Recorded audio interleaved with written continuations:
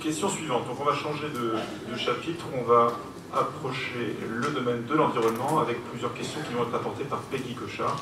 Premier point, 9, assainissement collectif. Participation aux frais de branchement en domaine public. Oui, alors la participation aux frais de branchement public s'inscrit toujours dans la volonté d'établir un règlement équitable pour tous les usagers assainissement collectif de notre territoire, puisque lors du transfert de la compétence assainissement au 1er janvier, on a constaté des écarts très importants dans le traitement des usagers au niveau des branchements. Donc ce point va concerner deux types de branchements qu'il convient de distinguer. Les branchements qui sont créés lors de la construction d'un nouveau réseau de collecte et les branchements qui sont créés postérieurement à la création du réseau, donc les raccordements à un réseau déjà existant. Alors, tous ces points, ce point a été présenté, vu et débattu en commission. Il s'appuie également sur les articles du Code de la santé publique. Et puis, il y avait un préalable, c'est qu'on a considéré qu'il était dans l'intérêt de notre comité d'agglomération d'intégrer systématiquement les travaux de branchement aux opérations de création de réseau. Alors, pour une évidence, c'était afin d'éviter la multiplication des travaux en domaine public et de faciliter la gestion du domaine routier. Le service public d'assainissement souhaitait également avoir la possibilité de réaliser en fait ces travaux. Ça permettait d'améliorer le contrôle de leur réalisation, que le remboursement des frais engagés par le service pour la réalisation de ces travaux de branchement sous le domaine public était indispensable justement pour assurer un traitement égalitaire des divers usagers du service, notamment vis-à-vis de ceux qui demandaient un branchement postérieur à la création d'un réseau. Et puis bon, les modalités du remboursement doivent être fixées par délibération du Conseil, donc c'est pour ça qu'on revient vers vous ce soir. Donc à partir de ça, les principes qui ont été choisis lors de la dernière commission assainissement sont les suivants. En ce qui concerne les branchements qui sont situés sur le domaine public lors de la création d'un réseau de collecte, il a été proposé, pour ne pas générer d'inégalités en les riverains en fonction du tracé du réseau qui pourrait être choisi, donc avec du coup des coûts moins élevés pour certains et bien plus élevés pour d'autres. Donc il a été plutôt choisi en fait que le coût total des travaux de branchement associés à ce réseau sera divisé par le nombre de branchements créés. Ça c'est le premier point. Et bien sûr, ce coût sera déterminé sur la base des bordereaux de prix des marchés publics de travaux. Et ensuite, il sera diminué des subventions éventuelles et majoré de 10% pour frais généraux. Ça, c'est le premier type de branchement. Et concernant les branchements qui sont effectués après la mise en service d'un réseau de collecte, eh bien, là, du coup, ça se fait... la communauté d'agglo exécute les parties des branchements qui sont là aussi situés sur le domaine public à la demande de l'usager et se fait rembourser de la valeur réelle, du coup, là, du branchement exécuté. Il y a peu d'autres moyens d'évaluer. Donc on a rappelé aussi que cette participation aux frais de branchement est cumulable avec la PAC, la participation d'assainissement collectif, dont nous avons déjà parlé à plusieurs reprises et que nous avons harmonisé à 1 000 € sur l'ensemble du territoire. Mais attention, puisque quand on cumule la PAC et la participation aux frais de branchement, ça ne doit pas excéder 80% du montant d'un assainissement autonome. Et si tel était le cas, il faudrait réduire un petit peu le montant de la PAC pour justement atteindre le plafond des 80%. Et c'est aussi l'occasion de rappeler que lorsqu'il y a un assainissement collectif, donc les immeubles, l'habitation collective, mais aussi les maisons individuelles, doivent obligatoirement se raccorder sous un délai de 2 ans à compter de la mise en service du réseau de collecte. Donc j'ai essayé de vous faire un résumé. Ce qui va être beaucoup plus long, c'est de vous lire la délibération.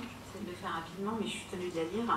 Donc, ce qui nous est proposé ce soir, c'est d'instituer la participation aux frais de branchement sur le domaine public, tel que je vous l'ai présenté selon le Code de la santé publique, de décider de faire exécuter d'office les parties de branchement sur le domaine public lors de la création d'un nouveau réseau, de fixer pour ces opérations la participation aux frais de branchement au coût moyen du branchement calculé à partir du coût total des travaux de branchement associés au réseau, divisé par le nombre de branchements de l'opération. Ce coût est déterminé sur la base des bordereaux de prix des marchés publics de travaux, diminuer les subventions éventuellement accordées pour sa réalisation et majorer de 10% pour frais généraux. Ce mode de calcul, comme je vous le disais, présente l'avantage de ne pas générer d'inégalités entre riverains par le seul choix du tracé du nouveau collecteur public. De préciser que dans le respect des dispositions des articles du Code de la santé publique, Les dépenses des travaux entrepris par la communauté d'agglomération pour l'exécution de la partie publique du ou des branchements sont remboursées par les propriétaires, soit de la voie privée, soit des immeubles riverains de cette voie, sur la base du coût des travaux divisé par le nombre de propriétaires desservis. D'indiquer qu'un titre de recette exécutoire sera établi à l'ordre de chacun des nouveaux propriétaires, de rappeler que la participation aux frais de branchement ne dégage nullement chaque propriétaire desservi de son obligation de raccordement effectif et de la création à sa charge exclusive des ouvrages nécessaires à l'année de ses eaux usées à la partie publique de branchement dans un délai de 2 ans.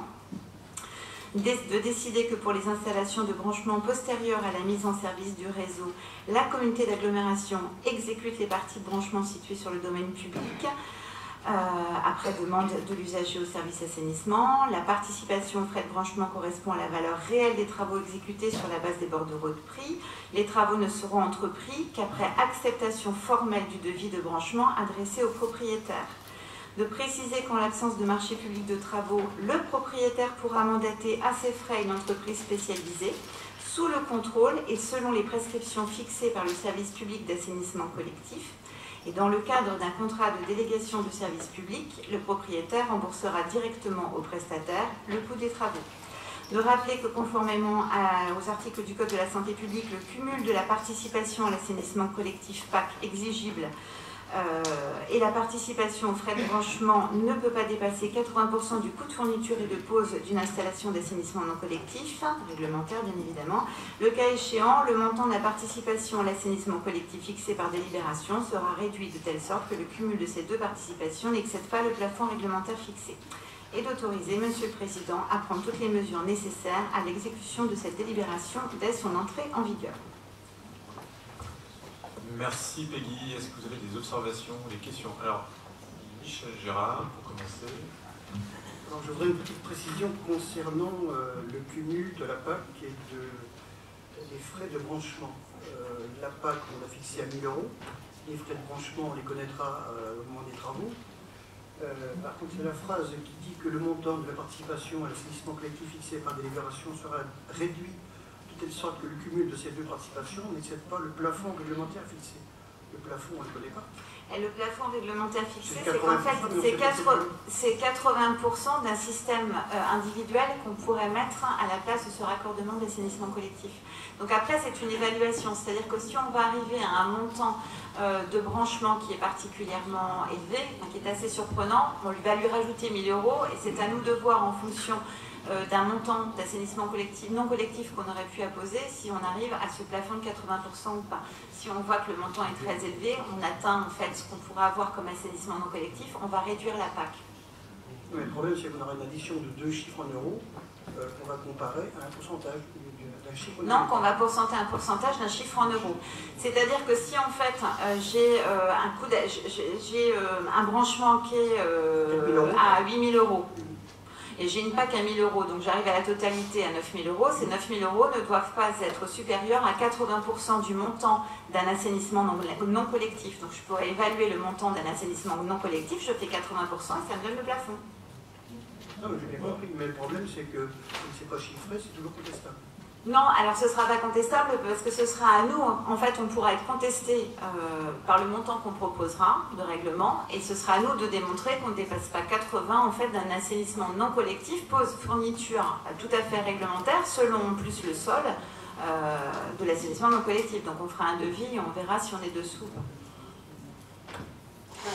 Alors il faut arriver à des montants de branchement élevés. Mais c'est la réglementation qui est posée comme ça, en fait. C'est dans le Code de la santé publique. Est-ce qu'on a répondu à ta question, Michel? Oui. Tu sais où trouver Peggy si tu veux plus d'informations. Est-ce qu'il y a d'autres questions? Xavier Tassel. Oui, déjà bravo pour cette explication. Pour moi, c'est clair. J'aurais deux questions. On parle effectivement d'égalité au sein du territoire, égalité de service. Est-ce qu'on pourrait mettre aussi, des fois, une égalité dite sociale? C'est-à-dire qu'on peut imaginer que lorsque l'on achète un terrain dans les milieux ruraux, où effectivement le terrain est bien moins cher, il est un peu plus conséquent de mettre le même prix pour un branchement que lorsque l'on achète un terrain très cher. Donc, je ne parle pas d'égalité, mais je parle d'égalité sociale. C'est une autre forme d'égalité, hein, Peggy. Et deuxième question, puisqu'on va parler d'égalité, et que tu parles d'assainissement non collectif par rapport à ce chiffre de 80%, on a reçu la liste des communes qui étaient éligibles à subvention, et donc de facto, celles qui ne sont pas, elles ne sont pas éligibles. On se rend compte que là, sur le territoire de la communauté d'agglomération Mont-Saint-Michel-Normandie, il y a une inégalité. Méniadé, par exemple, je raconte Méniadé, c'est comme c'est près de chez moi, j'y pense. Méniadé peut avoir les subventions de l'agence de l'eau, alors que le Ménitobe, qui est juste à côté, n'y a pas le droit. Est-ce que c'est une question qui vous a déjà été posée? Je pense que oui, par Marilène. Et quelle en est la réponse? Alors, on va les prendre une par une. Ta première question sur le principe d'égalité sociale. Alors, ça nous est cher. C'est bien pour ça que ce qui avait été proposé, c'est aussi le choix de la commission assainissement, c'est indépendamment de zone rurale ou pas, c'est que de toute façon, il va y avoir un montant de travaux. Donc justement, pour que ce soit le moins inégalitaire possible, parce que là, on voit bien que c'est en fonction du tracé du réseau que certains branchements risquent d'être plus chers que d'autres. Et ça, c'est malgré la volonté de l'usager. Peu importe lui où est le tracé de réseau, ça ne le regarde pas en fait. Il a acheté ce terrain, il n'a pas forcément. Donc c'est pour ça en fait qu'on a essayé là d'avoir un principe d'égalité entre tous ceux qui vont devoir se raccorder lors de la création de ce réseau. C'est pour ça qu'on a pris un prix global. Si tu veux vraiment avoir quelque chose de plus social, de plus équitable, alors là, je ne veux pas remettre en cause certaines décisions qu'on a prises tous ensemble, mais moi c'est quelque chose qui me travaille un petit peu, c'est au niveau de la PAC. On a décidé d'un montant de PAC qui est forfaitaire. Alors moi, sur la question de savoir si la PAC pourrait être différenciée sur les différentes parties du territoire, ça me pose un problème, vraiment, parce que c'est difficile de justifier que sur telle ou telle commune, ou zone rurale ou pas. Par contre, là où on pourrait se reposer la question, il ne faut pas justement s'empêcher des fois de se questionner sur des choix qu'on a faits qui sont peut-être pas les plus judicieux, peut-être pas, on reviendra vers l'Assemblée, c'est qu'on aurait peut-être pu définir une PAC qui soit fonction par exemple du nombre de mètres carrés. C'est-à-dire qu'effectivement, on peut penser qu'on a une capacité contributive plus importante lorsqu'on construit une maison de 300 mètres carrés que quand on en construit une de 100 mètres carrés. Ou alors, on aurait pu définir une base forfaitaire et ensuite une base fonction du mètre carré. Après, si le choix des élus était d'essayer d'y penser en fonction de zones sur notre territoire, ce serait sans doute plus légalement compliqué à mettre en place, mais pourquoi pas se renseigner un petit peu. Sur la taxe foncière aussi, ça peut être, voilà, ça peut être aussi un... Alors là, là, légalement, juridiquement, je ne sais pas si on pourrait le faire, mais en tout cas, sur ces mètres carrés, en tout cas, ça c'est possible. Une base forfaitaire au nombre de mètres carrés, c'est possible, ou qu'en fonction des mètres carrés, c'est possible. Et là, c'est effectivement quelque chose qui pourrait être un petit peu plus juste. Ouais. Je partage ton avis sur la participation à l'assainissement collectif, parce que je pense que c'est vraiment quelque chose qui, chez nous, remonte de la part de ceux qui souhaitent s'installer. Juste pour info, hein, comme ça, ce qu'il faut savoir, c'est qu'à Juvigny-les-Vallées, le revenu par foyer moyen annuel est de 18 000 € et il y a 75% de la population qui ne paye pas là, qui ne peut pas payer là. Donc ça veut dire que là, d'ores et déjà, on sait bien que les gens qui habitent à Juvigny ou qui viennent installer chez Juvigny ont des moyens qui sont moins conséquents. Donc le baser sur les mètres carrés, je trouve que c'est une bonne idée, sur la taxe foncière, voir si c'est légal effectivement, mais je pense que ça ferait partie d'une égalité sociale également, plus qu'une égalité de service. Oui, je pense aussi. Mais ça, on peut tout à fait le re-questionner. La deuxième question sur les communes éligibles. Alors, en fait, effectivement, on a interpellé l'agence de l'eau, les agences de l'eau à plusieurs reprises sur ce sujet-là, tout particulièrement l'agence de l'eau Seine-Normandie qui couvre la majorité de notre territoire. Effectivement, il y a une liste de communes éligibles, donc sous-entendu, il y en a un bon paquet qui n'y est pas. Donc voilà, il faut savoir sur le département de la Manche, et je n'ai pas encore fait de calcul pour ce soir sur notre territoire d'agglomération, mais sur le département de la Manche, 67% des communes sont éligibles aux aides de l'agence de l'eau concernant l'assainissement non collectif. Alors c'est un vrai problème, moi je vous l'avais annoncé à plusieurs reprises, concernant l'assainissement non collectif, on a 48% de baisse au niveau du montant des subventions, donc ça n'est pas rien. Et après, le choix qui a été fait de rendre telle ou telle commune éligible, c'est un choix qui ne nous appartient pas, c'est un choix qui est celui de l'agence de l'eau, donc qui a décidé de favoriser en fait toute une frange littorale. C'est pour ça d'ailleurs qu'on a 67% de communes éligibles sur notre territoire, sur notre département, ce qui est particulièrement littoral aussi. Mais ça, c'est un choix de l'agence de l'eau.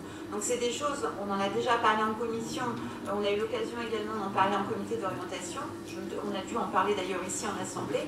C'est effectivement quelque chose qui est difficile à faire comprendre aux usagers, c'est que désormais, certains ne peuvent plus bénéficier d'aide.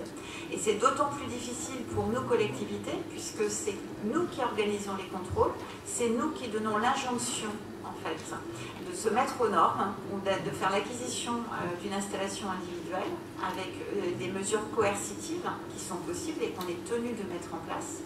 Et on sait qu'on va mettre des habitants dans une situation très compliquée, puisqu'ils ne peuvent pas bénéficier d'aide au niveau des agences de l'eau pour les communes non éligibles, et qu'ils ont très peu de possibilités d'avoir des aides aussi. Donc, voilà. Alors, au-delà du territoire, au-delà du littoral, c'est surtout incompréhensible. Je ne sais pas si vous voyez Méniadlé, c'est en bord de mer, comme tout le monde le sait. Alors, il y a des jolies maisons côtières. Ménitov, c'est contigu. Il y a des... Enfin, sauf... alors, c'est le littoral qui a été privilégié, mais il y a d'autres communes en fonction... Alors, c'est une question qui a été posée à l'agence de l'eau aussi. En fonction, en fait, des particularités, des risques environnementaux qu'il pourrait y avoir. Non, mais j'appellerai la commune Juvigny-sur-Mer la prochaine fois. Oui, mais ça me suffira. Oui, ça pourrait suffire sur le 11e programme. Mais en tout cas, ce qui est intéressant, c'est que ce serait bien que l'agence de l'eau puisse aussi définir plus précisément en fait, là où ils ont envisagé davantage d'enjeux environnementaux sur certains territoires plus que d'autres. Mais de toute façon, même si on disait, les habitants ne le comprendraient pas. Enfin voilà, ce qu'ils souhaitent, c'est que s'ils ont une injonction de faire des travaux à hauteur de 6 000, 8 000, 10 000 euros, il n'y a plus d'aide en face. Il n'y en a pas.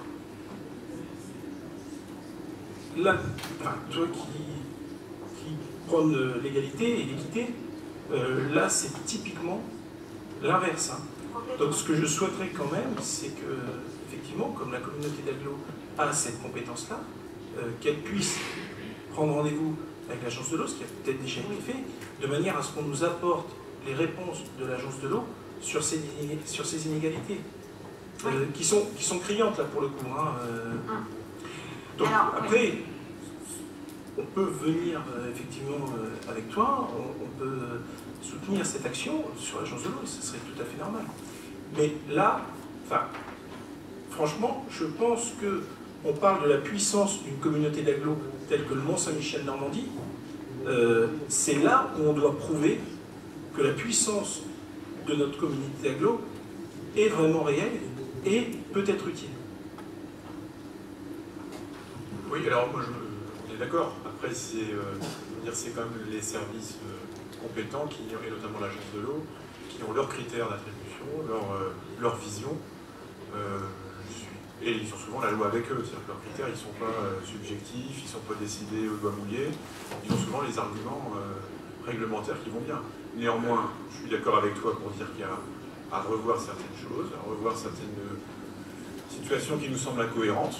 Et je pense que Peggy est largement outillée avec le service environnement pour questionner et comprendre où ça bloque. Et si ça bloque avec une possibilité pour nous d'obtenir un déblocage, on va le faire. Et on est d'accord. Alors, Serge. Moi, je veux bien répondre quand même par rapport à la politique de l'agence de l'eau, puisque siégeant à l'agence de l'eau au conseil d'administration du comité de bassin, pourquoi on en est arrivé là? Il faut savoir que déjà, l'agence de l'eau est à comme ministère de tutelle le ministère de l'écologie. Et là, on est vraiment sur un problème politique. L'agence de l'eau ne fait que mettre en œuvre un cadrage qui lui a été défini par le ministre de l'écologie. Et je rappellerai justement, on vient d'élaborer le 11e programme. Et dans le cadre du 11e programme, la dernière lettre de cadrage que nous avait envoyée Nicolas Hulot, c'était d'arrêter toutes les aides concernant l'assainissement collectif, considérant que pour lui, l'assainissement collectif, c'était pas la priorité. Je peux vous assurer que les élus, tous les membres du comité de bassin se sont battus pour qu'on trouve une solution pour continuer à accompagner l'ANC. Et le choix qui a été fait, du coup, effectivement, c'est de choisir les secteurs qui étaient le plus impactés par le manque d'assainissement non collectif. Ce qui fait qu'effectivement, on a choisi d'emblée, compte tenu aussi de la spécialité du bassin, avec un linéaire côtier très important, on a d'abord choisi et priorisé, et on a réussi à faire passer le message auprès du ministère, toute la partie côtière, ce qui se traduit avec le nombre de communes que l'on connaît pour le département de la Manche. Ce qui a été choisi, c'est de prendre les communes qui étaient le plus impactées par l'assainissement, ou là où il n'y avait pas d'assainissement non collectif. Donc c'est vraiment l'enjeu par rapport au milieu. Alors c'est vrai que l'agence raisonne toujours par rapport à des enjeux, par rapport à la qualité de l'eau, par rapport à des enjeux environnementaux. Elle ne raisonne pas forcément par rapport à une solidarité territoriale. D'ailleurs, on voit bien, chaque agence de l'eau aussi a sa politique, en fonction des enjeux du territoire. Donc ça, c'est pas nouveau. Alors, faut savoir aussi que, et moi je l'ai dit en comité d'orientation, c'est même pas un problème au niveau qu'il faut traiter au niveau de l'agence de l'eau, il faut le traiter avec les pouvoirs publics. Et moi j'ai plutôt préconisé d'avoir une rencontre avec les parlementaires pour leur faire remonter ces sujets-là, parce que c'est effectivement, comme je le disais tout à l'heure, ça a été un cadrage du ministère de l'écologie, de ne plus accompagner, parce qu'aujourd'hui l'agence de l'eau est ici dans le cadre de budget contraint, on nous plafonne nos recettes, c'est-à-dire qu'on a mis en place ce qu'on appelle dans notre jargon au niveau de l'agence de l'eau les plafonds mordants, c'est-à-dire qu'en termes de recettes, à un moment donné, si on atteint ce plafond mordant, cet excédent de recettes repart dans le budget de l'État. Donc à un moment donné, et Dieu sait si depuis quelques années, on a essoré, entre guillemets, l'agence de l'eau en termes de prélèvement, puisque, et Dieu sait si on est tous, et on l'a partagé aussi en comité d'orientation, on a toujours dit que l'eau devait payer l'eau, mais je peux vous dire qu'aujourd'hui, c'est plus le cas, puisqu'on nous fait un certain nombre de ponctions. Je citerai simplement, parce qu'aujourd'hui, dans le cadre du plan climat, notamment et la protection de la biodiversité, l'an dernier, on nous a refait une ponction de 80 millions d'euros, et là, on était aussi, c'est le cas de dire, vert, pour financer les permis de chasse. Je ne sais pas si vous avez entendu que les permis de chasse nationaux ont été financés à un moment donné, que Macron, et c'est Macron qui a décidé qu'il ferait un prélèvement sur l'agence de l'eau pour financer les permis de chasse. Donc voilà l'exemple même de discussion que l'on a. Oui, mais justement, les chasseurs dans la salle, c'est pas les chasseurs, les locaux, c'est les permis de chasse nationaux. Donc voilà. Donc nous aujourd'hui, voilà un petit peu aussi le cadre dans lequel on travaille à l'agence de l'eau. C'est intéressant, hein, c'est un débat qui montre qu'on est en bout de chaîne et que parfois on se retrouve dans des situations comme celle que tu décris entre Mini-Nadé et Mini-Tov, qui en fait découlent de décisions qui nous échappent tout à fait. Tu as bien expliqué, Serge, mais j'ai toujours pas compris la différence entre Mini-Nadé et Mini-Tov. Mais bon, ça c'est. Non mais c'est un autre débat. Oui, c'est un autre débat. Et puis sur un cas précis comme ça. On va pas monopoliser ça. Je vais te voir après la réunion, on va en discuter. Comme tu es au conseil d'administration de l'agence de l'eau avec Peggy, je pense qu'il y aura moyen de comprendre déjà le calcul savant que vous proposez pour définir qui est qui. Et comme tu l'expliques bien, tu l'expliqueras parfaitement, j'aurai compris. Et puis, on repartira bon copain, il n'y a pas de souci. Mais avant, tu me feras passer Minute. Très bien. Alors, il y a Alain Cudlou et ensuite Daniel Furcy. Et Vincent Bichon. Oui, on parle d'agence de l'eau, bien sûr, mais il faut quand même savoir que sur le territoire de l'Aglo, nous ne sommes pas tous à la même agence de l'eau. Il y en a qui sont Seine-Normandie, et nous sommes Loire-Bretagne. On était Seine-Normandie, on nous a balancé sur Loire-Bretagne sans nous demander notre avis. Enfin bref, il y a quelques années de ça. Il faut savoir que ces deux agences ne fonctionnent pas de la même façon. À une époque, Seine-Normandie subventionnait pas mal les assainissements non collectifs, et nous on est tombé sur Loire-Bretagne, alors les subventions n'étaient pas du tout les mêmes, étaient beaucoup moins élevées. Ça aussi, sur le territoire, je ne sais pas, c'est pas harmonisé, Bon, Vincent connaît mieux le problème que moi. Je sais que c'est par bassin versant. Mais bon, on n'est pas à égalité là non plus. Pas plus que le Minito, le Médialet, je sais pas là-bas.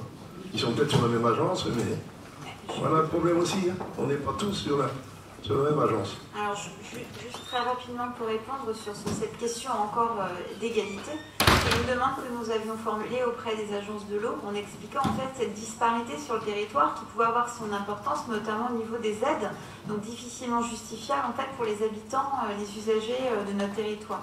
Donc là, en fait, dans la Constitution, la définition des agences de l'eau, c'est par bassin, c'est pas la peine d'insister, la réponse est non, et c'est définitivement non.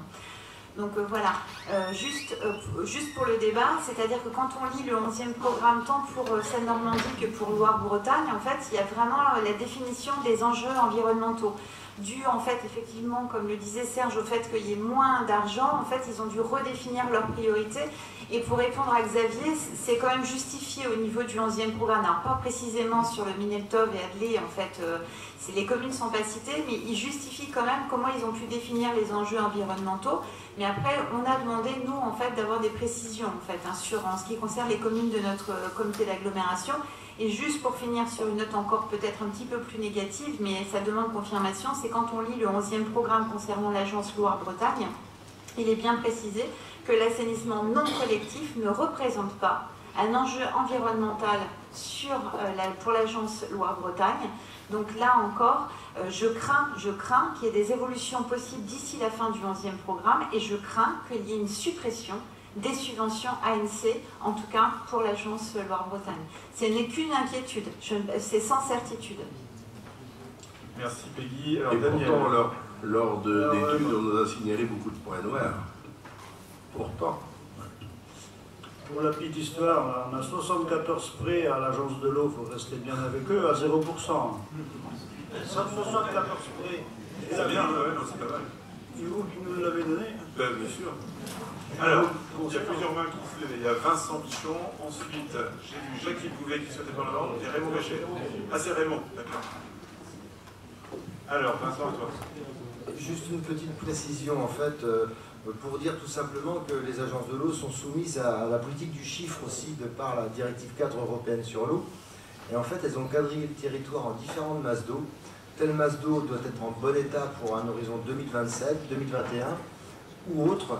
Et pour le coup, elles ciblent leurs aides en fonction de l'atteinte du bon état écologique de ces masses d'eau.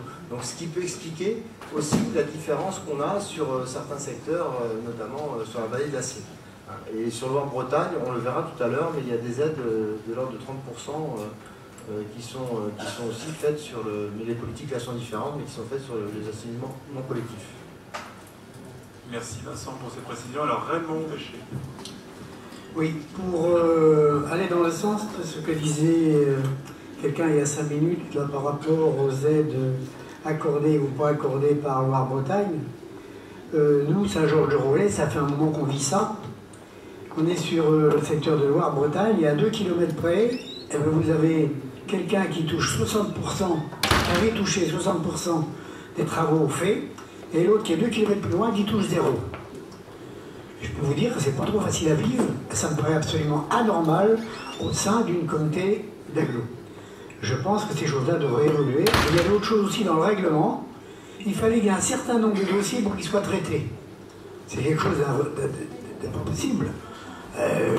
À cette époque-là, dans la communauté de commune du Mortenay, il leur fallait un nombre de dossiers qu'il fallait au moins 3 ans pour les voir.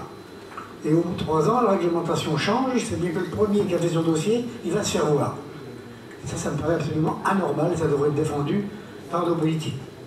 On est d'accord. Il y a plusieurs choses qui ont été dites. Hein. En effet, reprendre contact avec nos parlementaires pour aussi pouvoir, de toute façon, les choses peuvent évoluer.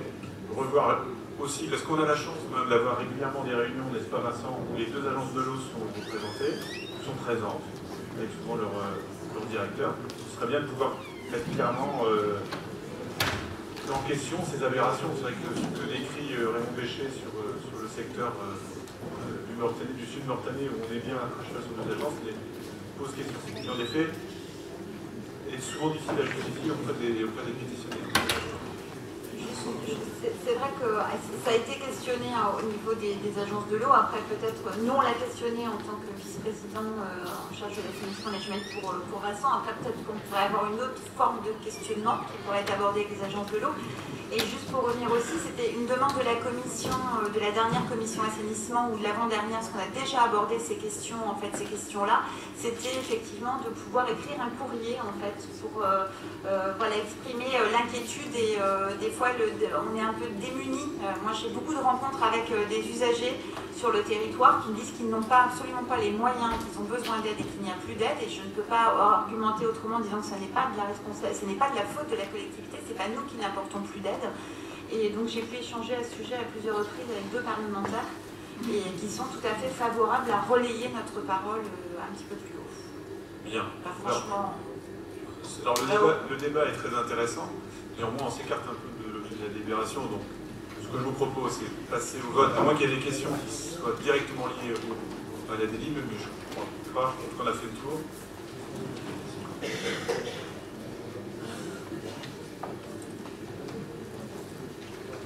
Voilà, vous pouvez voter.